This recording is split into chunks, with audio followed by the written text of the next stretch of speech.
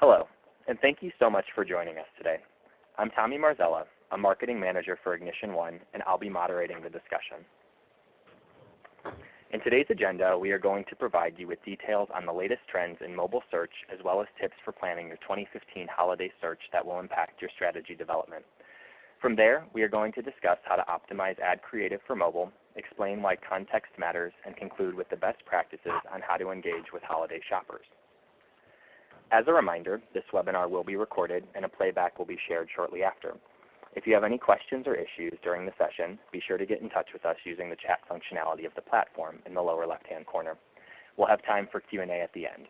Also, you can join the conversation on Twitter by using the hashtag #SmarterSearch. On that note, I'd like to welcome our two hosts today.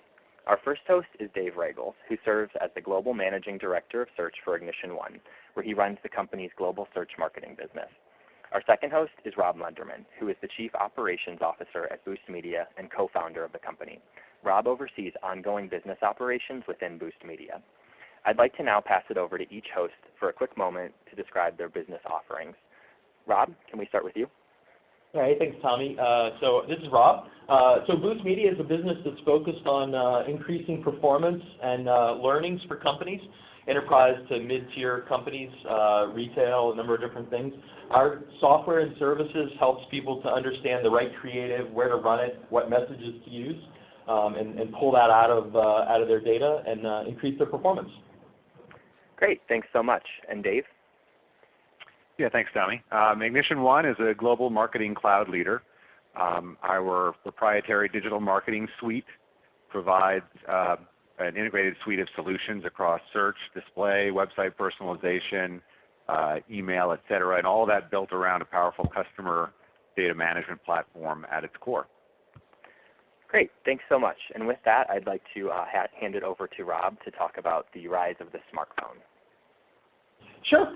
So many of you know smartphones on the rise.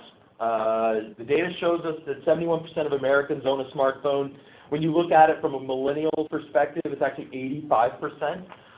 And so as the number of people using a smartphone goes up, the power of the smartphone goes up, the capabilities of all the things that it can do, the internet speeds go up, it's becoming a replacement for desktop. And it's becoming, because it's becoming a replacement for desktop in many situations, or in addition to a desktop, understanding the behavior of people on a smartphone is really, really important.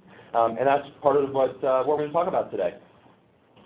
So as we look at spend, if everybody has a smartphone, that's great. But if spend isn't going up, it's not really something we care so much about. But it turns out spend's going up. And it's going up rapidly. And so if you look at 2014, there's about $64 billion spent on mobile devices. And that's projected to be about $158 billion. That's 3x. That's pretty darn fast. And I don't know anybody whose business is typically growing at 3x over the next couple of years, but this is an area that you can help to accelerate. So it's a really, really important thing for us to understand that with this increased spend, some of this is going to be taken away from other platforms. Some of this is incremental, but understanding how to address that spend properly to ensure that you get the returns that you've been historically getting, it's really important to understand, and that's the subject of today. Great, Rob. Thanks so much. I wanted to pass it off to Dave now to talk about some research that we have with IgnitionOne on year-over-year media spend growth by device. Thanks, Tommy. Yeah, I want to pivot a little bit, but really picking up on some of the data that Rob was talking about. What we're looking at here is some IgnitionOne research. And you can see we look back over the last 3 quarters, so starting inclusive of Q4 of last year through this past Q2. You can see that mobile is outranking both desktop and tablet in year-over-year growth in media spend. So everything that Rob said, this data correlates to that. There's significant growth here that we're seeing, which isn't a surprise to anybody. That said, while mobile traffic is growing, more conversions obviously are still happening on the desktop. eMarketer estimates that mobile will account for about 1.5% of total sales this year. But mobile still plays a really essential role in the consumer decision-making process, especially during the holiday season when you take into consideration its role around in-store product and brand research, social validation prior to purchase or in sharing after a purchase, or transactional purposes like mobile couponing, et cetera. So in all reality, it's really no longer a question of when to adopt a mobile strategy, but really how to do it effectively.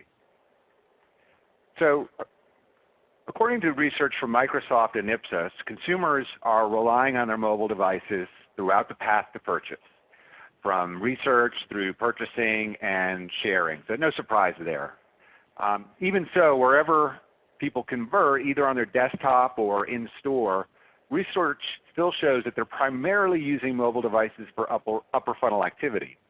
So as you start to ramp up your holiday planning, the key really lies in understanding how your customers are shopping and understanding their journey. And one of the best ways to understand that is to analyze historical data. So for example, what was their first touch point, and at what touch point were they motivated to buy? So as an example, a recent study found that about 70% of conversions happen within 5 hours of a mobile search. And a significant amount of mobile users are often in transit while they are searching on that mobile device. So this tells you a lot about user behavior, and it shows the potential opportunity for brands who are willing to lay the groundwork for a great foundation. So with that in mind, I want to dive into some tips really to begin planning for the 2015 holiday. Step one, this is really straightforward. Research, define, agree on, and socialize your goals for the holiday season.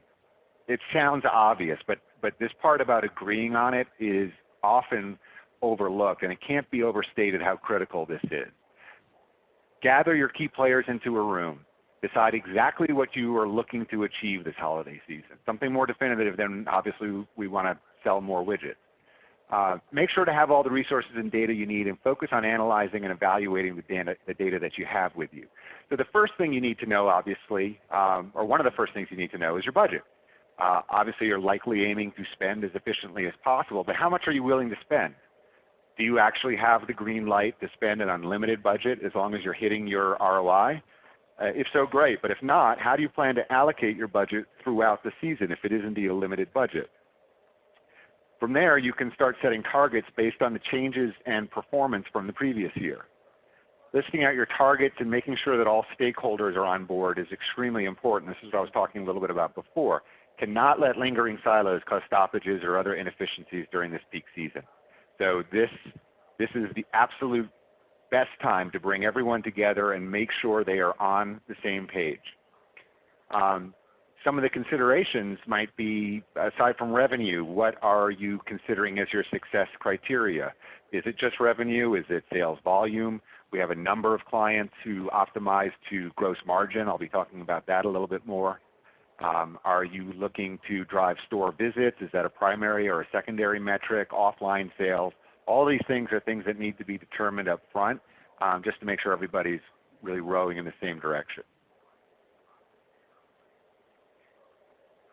Another key thing is to plan ahead. It's not too early right now to really start doing a lot of your testing for Q4. Definitely get it done as much as possible early in Q4, but go ahead and start now in Q3. The key is to remain adaptable. You know, as things in the market change, you want to be able to change with them, and having that testing done in advance is critical. At the same time, you don't want to tinker with a lot of testing, obviously, during the peak season. So doing this early gives you a solid foundation based on your historical data and based on the test outcomes and how you want to approach the holidays.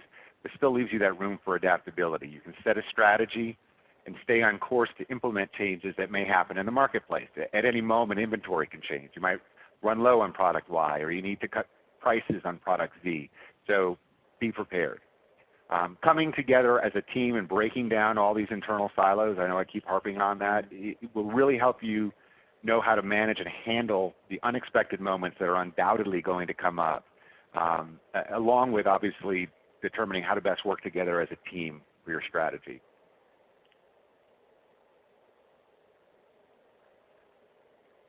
The other thing is to plan ahead for the traffic spikes. Obviously, everybody knows over the course of the Thanksgiving holiday weekend, you see varying degrees of spikes in each of the days. So looking back at last year, 2014 Thanksgiving weekend, again looking at IgnitionOne data, the holiday weekend started strong, but impressions really showed little growth compared to the year before. But I think the biggest story from this slide is the increase in Black Friday numbers at 77% growth in spend, followed by a 50% increase in Saturday, or some people refer to as Sleepy Saturday. Certainly wasn't sleepy last year. And really, it blew away Cyber Monday. And so it appears, based on this, that the importance of Cyber Monday itself may be waning in favor of greater emphasis yet on Black Friday. Year-over-year growth was significantly higher. Black Friday surpassed Cyber Monday with 39% of that weekend spend compared to 27% for Cyber Monday. Now, this could be due to the fact that we had a late Thanksgiving last year. I believe it was on the 27th. That may be the case, but guess what? We have another one again this year. It's November 26th, so it's only a day earlier. So even if that is a reason that the holiday weekend was somewhat front-loaded, it's something we can expect may very well happen again this year. I want to talk for a minute about intraday data. Intraday data becomes incredibly important during periods of peak competition like Black Friday and Cyber Monday, since it allows a marketer to get a much quicker read on marketplace conditions and react accordingly. We talked before, our inventory changes having an impact, our competitive pressures like flash sales or new promotions from competitors coming up having an impact on your performance, our bid prices increasing or decreasing throughout the day. During a normal day, waiting until tomorrow to know the answers to a lot of these questions is probably fine. But obviously on these critical 5 days, starting from Thanksgiving to Cyber Monday in particular, but throughout the holiday period, it really can't afford to wait.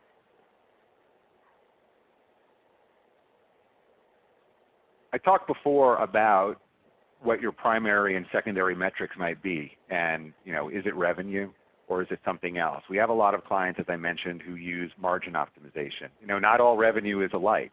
So if you're really looking to maximize gross margin, margin level bid optimization allows you to close the gap between order and revenue maximization and actual profit maximization. So the way our clients do this, they can feed the margin level or product or SKU data directly into the system via a feed, and then make keyword level bid optimizations to boost marginal efficiencies, effectively pushing higher margin products, pulling back on lower margin products, et cetera, to maximize marketer profitability. Something similar can be done as well using yield management and optimizing based on inventory.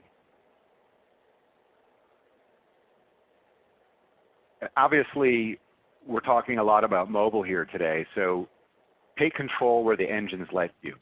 As the proportion of mobile and tablet traffic grows, it becomes more and more important to have control over that traffic. But as we all know, the engines don't give the device-specific keyword-level controls that we used to have with enhanced campaigns now. All we're left with really are multipliers. So it's much more important to continuously optimize your mobile and tablet multipliers at the most granular level you can, which is typically at the ad group. Now, Bing does allow for additional granularity by giving control over tablet multipliers, which is nice and something definitely recommend taking advantage of. This is always important, but even more so during the holiday season, since these multipliers, or the multipliers that may have worked efficiently for most of the year, may be completely different during the holiday ramp-up. So it's really critical to keep an eye on these. So with that in mind, I want to turn it back over to Rob, who's going to focus a lot on how context plays a role in all this. Hey, thanks, Dave. So context is really, really important. And what do we mean by that? As you think about people that are on the desktop or on the mobile device, they have different goals. They're at different places in the buying cycle. Their geography is different. All sorts of things are different about them. And so it's naive of us to think that we can do the same thing in our advertising and expect to get the same results.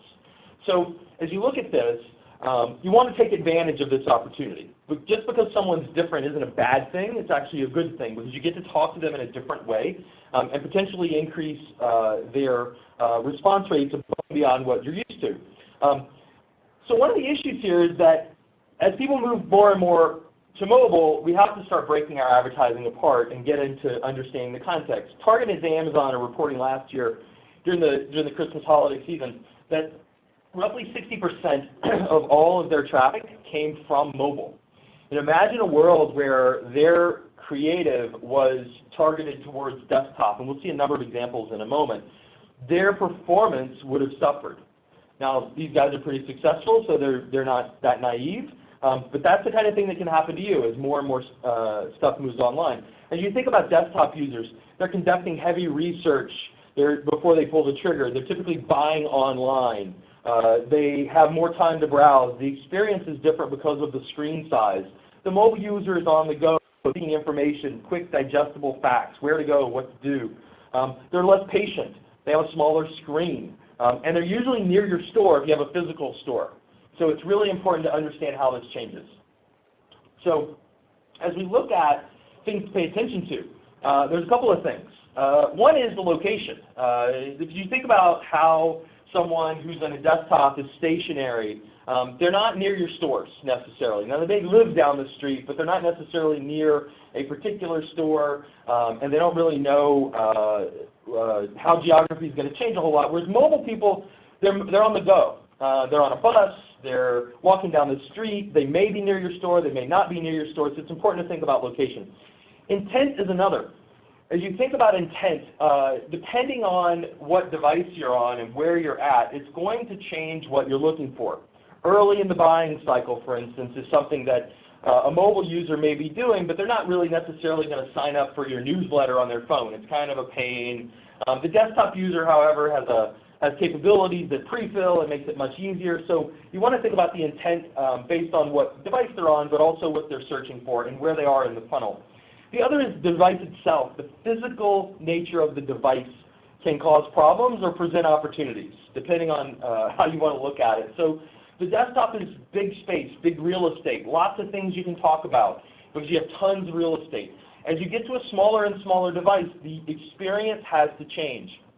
You don't get the opportunity to show a bunch of upsells on a page that's talking about a product or a related product. You have to sort of focus in and give a different experience. And so we're going to talk a little bit about how the experiences, not just the creative, need to differ. But this is an important difference that changes the context that you need to pay attention to. So let's take a look at an example here. I think this is the best way to sort of illustrate a few things. Take a look at this. On the left is the desktop ad. On the right is the mobile ad. Take a look for a second and think about this. Okay, so these are some generic car insurance ads. And if you look at the one on the left, and you imagine yourself sitting in your office or sitting on the couch, on your laptop, whatever it may be, the one on the left it recognizes that. It's a standard ad you're used to. Get started today, free quotes, save money. I'm into that. I want that. As you look at the mobile ad, however, you start to see a couple of different things. One is we talk about car insurance. The headline's the same.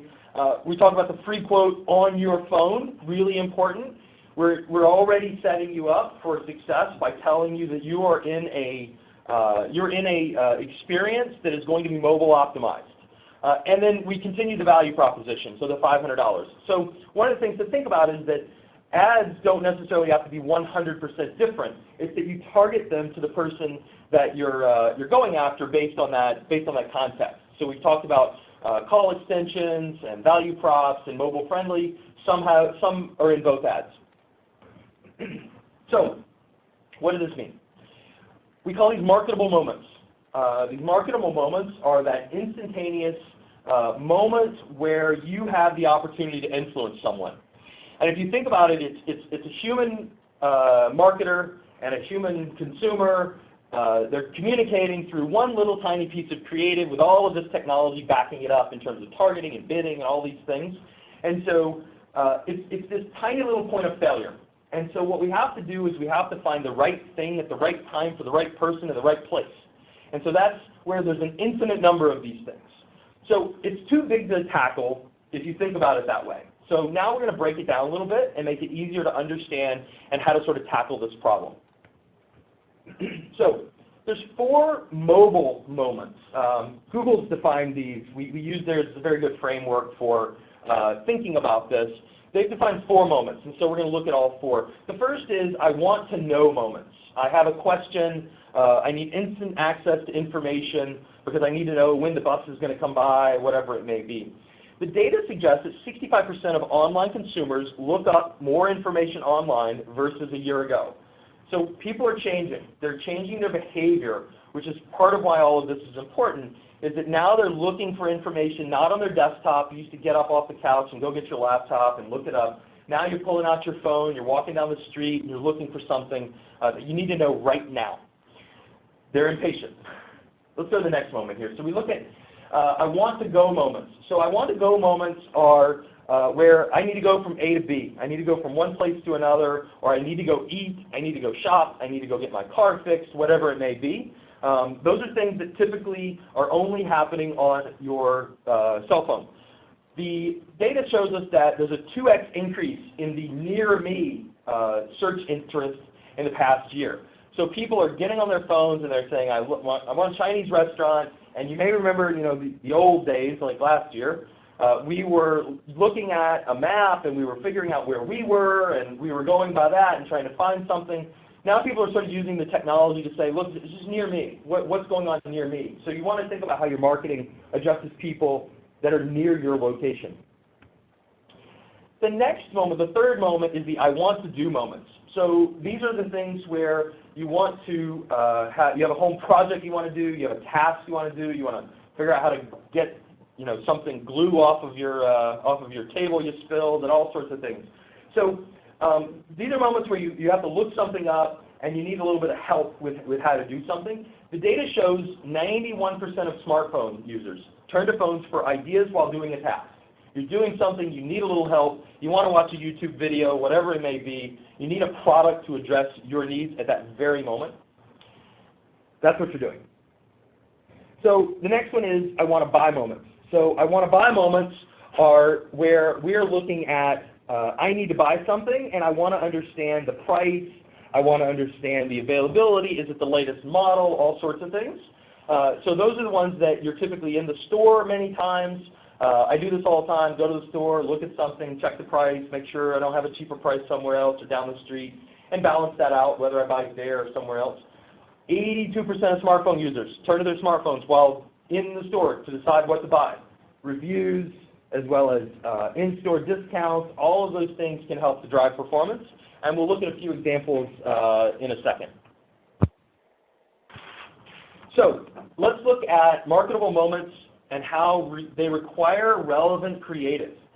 So as you think about all of these moments, and we sort of define them from a mobile perspective into about 4 different things that you're looking for, we need to start thinking about how we build creative that matches that moment.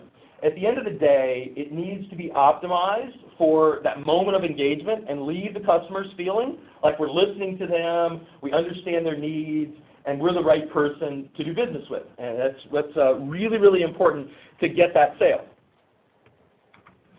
So let's take these moments and let's look at some examples. The first one, I want to know how to speak French.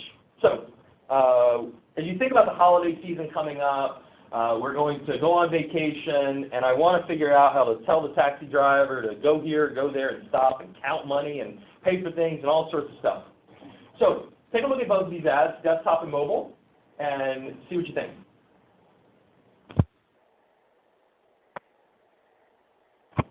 So as you look at both of these and think about the desktop version of this, you're sitting at home, you're on your computer, big screen, you're leaving in a month. What are you going to do? You're looking at free demos. You're looking for speak French in minutes, so it's easy to learn. It's a 30-day guarantee. You don't know what this is. Is it something that's going to work for you or not? You're just not sure. So that's where the traditional desktop ad works really, really well. The mobile ad, however, is a different scenario. You're on the subway. You're on the subway going to work. You're sitting there. You're bored. Most of us play games when we're on the subway. or check something else, check our emails. But because your trip's coming up and you need to learn French, you need to use that time more wisely. So this ad is more about downloading your first lesson for free. So what is it telling you? You can get started now, right now. It tells you you can listen on your phone. So there's an app that's going to help you do this easily on your phone. Remember earlier we talked about telling people that it's easy to do on their phone if that's where they're going to use it is really important. And so we're telling you that you can use this on the phone, start right now, use it in the context that you want to use it in, and there's the call to action on the call. You can call them, you can ask them questions, you can figure out what's going on, so they can help you sort of close that purchase immediately. So as we look at the second marketable moment, the I want to go, I want to go ice skating. So it's after Thanksgiving, everybody's sitting at home, it's cold outside, and you want to go ice skating. Everybody's tired of sitting in the house. So if you're sitting in the house and you're looking on your desktop, take a look at these two ads and think about that, and then think about the mobile version.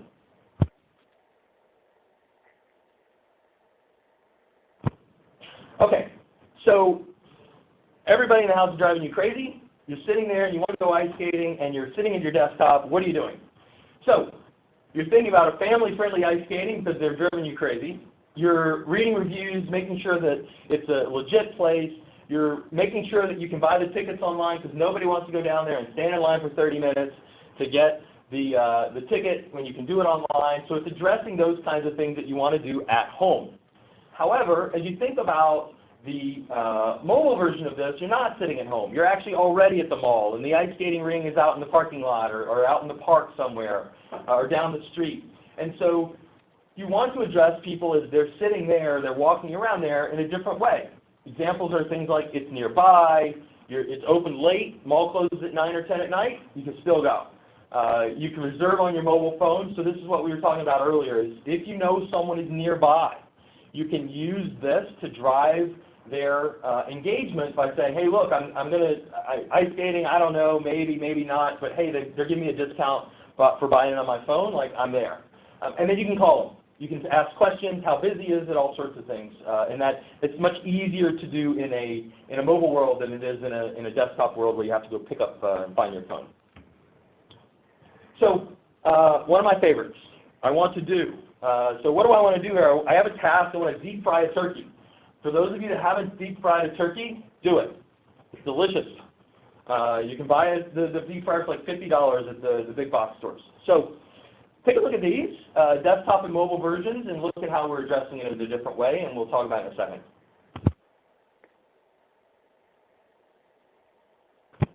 Okay, so deep frying a turkey is a scary process. It's an unknown for most people. And so at the end of the day, what you're trying to do on your desktop is you're not going to go to the store and buy it. You're going to have it shipped. You want to know that you can shop and save on top fryers. You want to know the safest one. You want it free shipping and handling because if you've ever seen it, it's a pretty big box. You want free returns. You know that there's no risk in trying this thing out. That's the desktop experience. As you think about the mobile experience, however, it's a little different. Imagine that you're in the parking lot of a shopping center, and you're saying, hey, I'm thinking about this, or you're walking by one in the middle of a store. You want to understand that you can compare the top 10 turkey fryers. You can understand what are the pluses and minuses of each one. You're in the store, so you don't actually know how it works. So we need to help you understand that because we're looking for an impulse buy for the most part. And so giving you these DIY steps to help you understand what the steps are, like don't do it indoors, are really important. And so we're telling you we know how to do this. And again, you can call and you can ask questions and they can explain how the process works. So it's very different because of that context of where you're at and the device that you're on. It's very different. So let's look at the last one here, which is I want to buy. So it's holiday season. You're buying a gift. In this case, we're going to buy a tent. We're going to buy a tent for the family because we're going to go camping in the springtime. And what do we want here? So take a look at these two and think about this for a second. Okay, so as we think about buying a tent on your desktop, I bought a tent recently about 6-7 months ago. And what I was worried about was the desktop one. I was worried about, was it a top quality one? Was it going to fall apart on me? I wanted to know that there was a selection for me to choose from, and they weren't just showing me the one that they wanted to sell me. I wanted to know that there was a warranty. I didn't want to pay a bunch of money and get something that was going to not have a warranty on it. And the free shipping and handling, right? It's a big item. It's got to be shipped to you. Shipping and handling can be potentially expensive, so telling me that tells me that I'm going to save money on such a big item. And I'm going to buy it online. The mobile, however, is I'm in a shopping center, I'm driving down the road, we're out shopping for holiday presents, and I'm near a big retailer. I'm near an outdoor retailer, and I want to know a couple of things. One is there's lots in stock, because when I walk in the store, I want to see a couple to choose from. I want to be able to read reviews online immediately so I can prioritize which one I'm looking for and help balance that with price and how many people it sleeps and all sorts of things. I want to know that there's a store nearby. I want to know it's right around the corner and I can get there in no time flat. And I can start my shopping today. So it's more of an impulse type way of thinking about it, and I can call. So always try to use the calls here, because it's important to drive that phone call to get you to come into the store. So we've walked through a couple examples here to kind of illustrate how you would think about these things in a different way. But it's really not that useful if you don't have a process. If you don't have a way of attacking this like 800-pound gorilla in the room that's getting bigger every day. Next year he's like 900 pounds and then 1,000 pounds. And so there's a process you can follow. Our company helps facilitate this through software and a number of other things. But this is the process you need to look at internally to make this happen. So the first thing you're going to look at is when to write. Understanding when you should be writing different ad copy is really, really important. We use something we call triggers, and these triggers are different types of events that tell us we need to do something. So as an example, the holiday season is coming up. As the holiday season comes up, we should start running holiday ads. We shouldn't be running our July ads in December. One trigger. Another trigger is new products. Another trigger is a new store and a new location. Another trigger is looking at how people are behaving and trying to underperforming on mobile and saying to yourself, mobile should be better. We have this stuff in stock. What's going on? So there's a number of triggers you want to look at. The next is how to write. How do you execute this at scale? So again, our software helps facilitate this, but the best way for you to think about this is to do it in a very systematic way. Identify the areas in your account that are driving the most value. Start there. That's an easy prioritization method. The other is to look at how you are approaching the problem from a who writes in your company. Are you giving it to your creative people? Are you giving it to your analytics people? Typically, I hate to bust your bubble, the people that run AdWords aren't usually the most creative writers, and they usually hate it. So find somebody in your company that actually likes to do it, writes your creative ad copy for your website, all those things, and get them to help you with that. Track it. Find software that will help you do this as you think about managing it. So you have to have software that's going to help you track. You're going to have software that helps you measure. You want to do all of those things, or you're going to lose track of what you're doing. You can do this in Excel. It's hard, but you can do it. So it's important to follow a process, and you will see improvement. Without a process, you will find that you will wander. You will not actually improve very much. So what have we done so far? We've said moments matter. These infinite number of moments that we try to break down into some buckets of types of behavior are really, really important. And so it's important for us to understand these moments. And in and of themselves, the moments aren't that important. It's that context that makes the moments important. So you have to understand the context and understand what someone is doing, where they're at, what behavior, where they are in the funnel, their mindset. Very, very important. And at the end of the day, we have two humans, a marketer and a consumer. One is trying to convince the other to do something. And the only way to do that is with the creative. That's the only thing that technically will drive the behavior.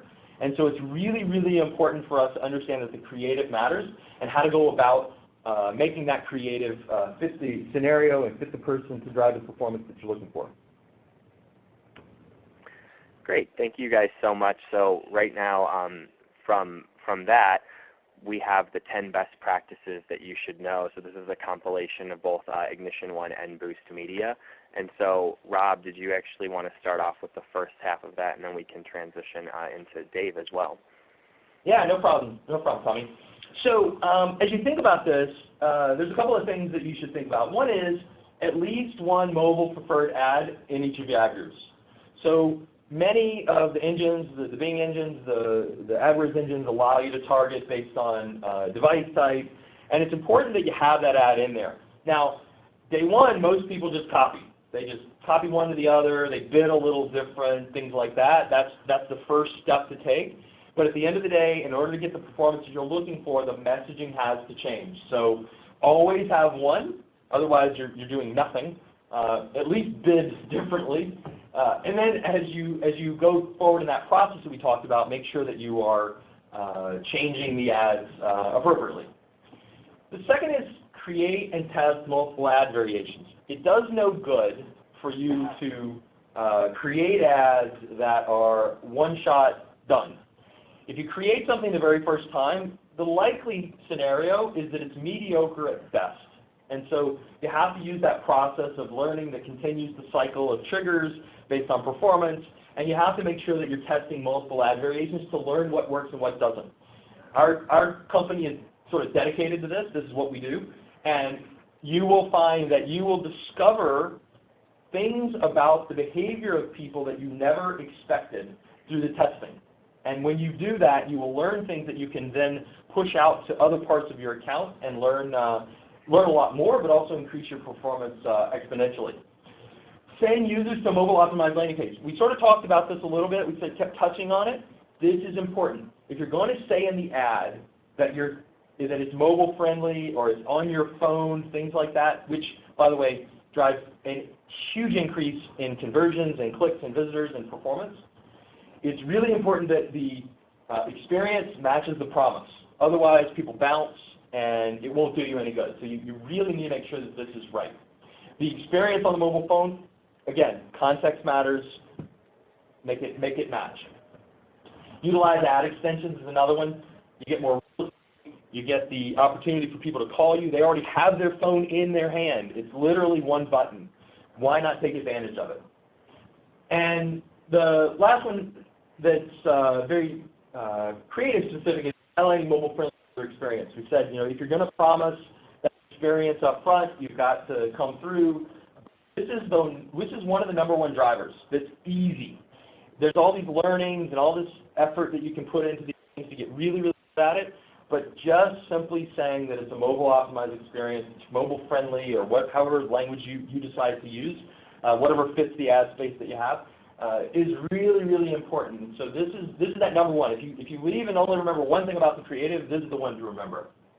So Dave, you want to take the rest of them? Sure. Thanks. So so use all the levers provided. But what do I mean by that? There's a lot of levers you can pull within search. And specifically within mobile that are unique to mobile, that are really critically important, and you've got to use everything that's available to you. So review your performance, including things like average position, which again, even extra important in a lot of cases on mobile, and be vigilant about optimizing your mobile bid adjustments. These cannot be set it and forget it.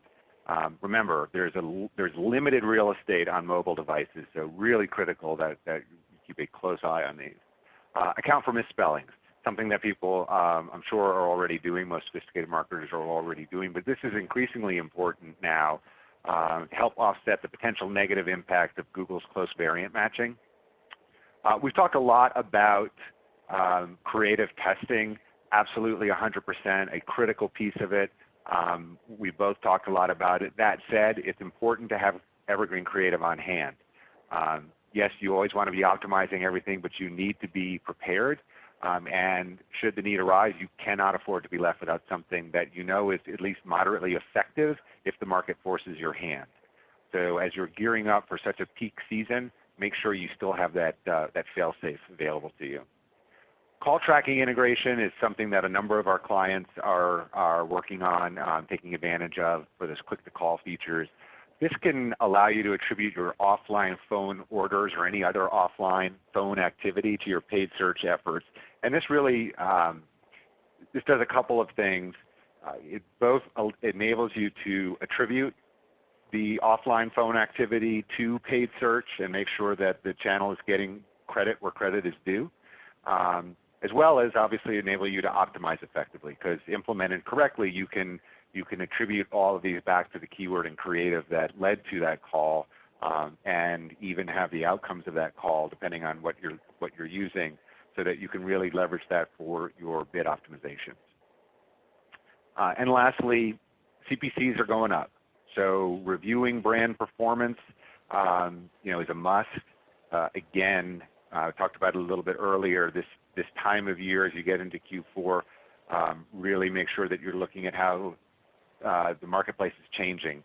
And some of those keywords that you may have set high bids and you always need to be there, you need to start paying attention to their actual performance, because we're heading obviously into a period of peak competitiveness. All right, thank you both so much. Now throughout the presentation we have received some questions, and as a reminder, you can, if you do have any questions, you can just type them in the chat in the lower left-hand corner of the platform. But just to begin with some of the questions, our first question from Diana is, how many ads should I be running? And I think that this can best be served if either one of you would like to chime in, or however you'd like to approach that. Sure, Tommy, I'll answer that one. So we get this question a lot. Our software and everything is designed to find the right combination of ads and all those kinds of things and help you with the performance. And so there's no right answer, but there's a general range. And the general range is 2 to 4.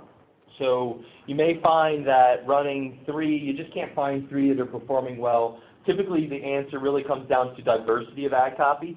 Running multiple ads with different messaging will help to target multiple people. As you think about search, people go forward and back and change their search and all sorts of stuff, and hitting them with multiple messages throughout that is really important if they're on the same concept.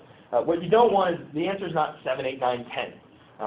We have a lot of customers that come on board for the first time. We've seen as high as like 20, and they've just forgotten and didn't pay attention. So you're driving down your performance in that way. But if you think about 2 to 4 per device, so mobile and search, is about the right number. Great, thank you. We did have a question come in from Carrie that said, why has search spend gone up, and what's behind that trend? Sure, I'll take that one up. This is Dave. There's a lot of increased competitive pressure. The supply of available traffic really isn't growing nearly as much as the demand for that traffic. Those of us who've been doing search for a while know how effective and impactful it can be, and more people keep joining that party. It's the slow and steady growth engine. From a marketing standpoint, will remain to be that. So I think we should expect that to continue. And search is also more and more included in a variety of different channels, a variety of different devices and platforms, and it's just there's more outlets for it where people can spend.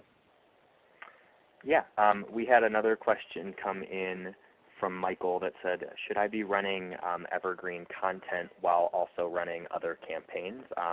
So I'm imagining that during the holiday time, you're going to have holiday-specific campaigns. You're probably also going to have your evergreen campaigns. So this might be a good question for Rob to answer. Yeah, no problem. So this is a great question, actually. So the answer is, again, it depends. We see some customers who run promo holiday ad copy, and it actually underperforms their evergreen. And the reason is that they started out writing something that was just poor. It was poorly written. It wasn't really the right thing. So we suggest you run evergreen until you've found some promo copy that outperforms. So obviously, if you get 90% off discounts, it's probably going to outperform your evergreen, but it's not necessarily. So if you run them together, you will find that you can pick out what's better and what's worse. And so it's better to start that way and then sort of go with what makes sense. Obviously, like Valentine's Day is going to outperform a Thanksgiving or Christmas or Hanukkah or whatever it is going to outperform at certain times of the year. But if it's poorly written, it won't be able to do that either. And kind of just going off of that, we actually had another question from someone named Nathan that they were wondering if we had any advice on design trends for ad creative for the season. So they were saying possibly besides effective copy or the look of a Facebook ad, for example. Yeah. So I'll put in my 2 cents on this one. So we actually have a optimization network and product that addresses images as well. And what we're seeing on Facebook is a lot of people are moving towards the cinemagraphs and looking at the news feed. It's working better. But the cinemagraph is that one where like everything's still and then a little bit of something moves. Like one little piece of the frame is moving, like swinging a watch or tapping your toe or something. Those work really well. That's one of the major ones that you'll see. The other is built mostly through like testing things. You don't necessarily know, depending on the product, depending on who you are, your brand, your value proposition. This is why that testing is important. And Dave said this earlier, it's really important to repeat this, is that you don't want to be testing things in the middle of December, in the peak period. It's expensive. Mistakes are costly. You want to do it at the beginning of the period. And so starting earlier in the season helps you figure out what's working for you. But the easy answer for Facebook example is the cinemagraphs is something to look at. Great. Actually, this is Dave. I want to riff off of that a little bit, and less about the creative component, but definitely picking up on this, the Facebook concept here. So not just with respect to the creative, but to the audiences, I think is another key component where there's a lot of opportunity for synergy across search and Facebook. So being able to leverage the same audiences that maybe you built for Facebook custom audiences, being able to leverage something, those exact same audiences for, say, RLSA, is another way that you can tie these two programs together, create consistency between them, and really measure the ROI. So by tying in much more powerful RLSA audiences through audience-powered search or other means, that you can create consistency here with what you're doing at Facebook. I think it's another important concept as you look at sort of tying together these two outlets. Great, thank you. And then we had another question from Dan come in that said, with this focus on mobile, how does Google play into all of this? Well, Google always has a role in something like this. There's a couple of main drivers. Certainly turn the clock back not all that long ago with enhanced campaigns. When they first came out, we saw a lot of spikes in spend. I think people have really gotten that under control, and I think sophisticated marketers have really gotten a good handle at how to optimize using the mobile multipliers. So I would say enhanced campaigns are a piece of that, and obviously more recently with the Mobilegeddon concept, getting brands to improve their mobile presence with the mobile-friendly update.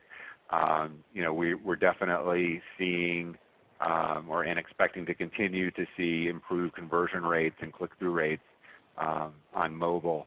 And as of now, based on the data that we've recently looked at, we really haven't seen any kind of a spike in CPCs on mobile as a result of that. Okay, thank you, Dave. And then we did have a question from Dan come in. This would be going back to Rob's point. If you have any recommendations on cinemagraph providers or any in-house tools that are used for that?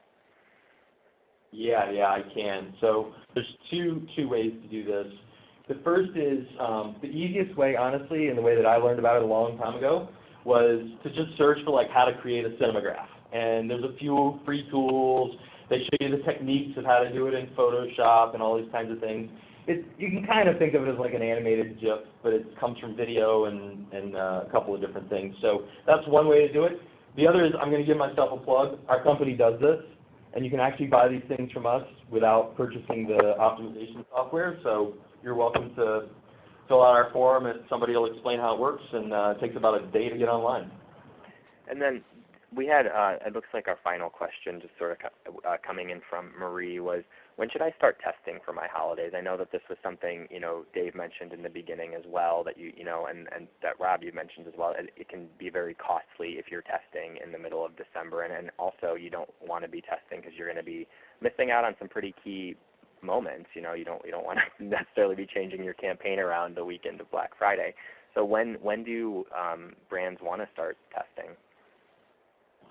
So I'll tell you how we do it, and it just depends on the holiday. There's no exact timing, but the way to think about it is when you see volume starting to increase, it's time to start doing it. So obviously, holidays like Halloween and Thanksgiving and things like that, you're not doing that in May. But as you get to see people start searching for things, Halloween's a really easy one to identify. When people start searching for Halloween kids costumes, and the volume goes from 1 a day to 100 a day, you know that you're entering a period where you can start to make some decisions and actually find things. So that may be today, it may be next week, it may be last week. I don't know that specific time for that one. But look at your last year's data is the best way to look at it. And then Google has tools to show you historical trends as well. So start preparing and working on it the month before it happens, so that you can, in an ideal situation, you'll have locked down most of your testing in, say, early November for the later holidays, just so that you're getting as much impact out of it as you possibly can. Great. Thank you both so much. So I wanted to take the time to thank you both for joining us today, and thank you for our speakers for presenting today. So this last slide right here just shows both of our speakers, Dave and Rob. So it has their email addresses as well if you'd like to directly reach out to either one of them for any more clarification around any of the topics discussed today. And as a reminder, we will also be sending out a copy of this replay. So on that note, I'd like to thank you both for your time and just leave it at that. Hey, thank you very much, Tommy. Thanks, Dave. It's been fun. Likewise. Thanks, everybody. Okay. Bye, guys.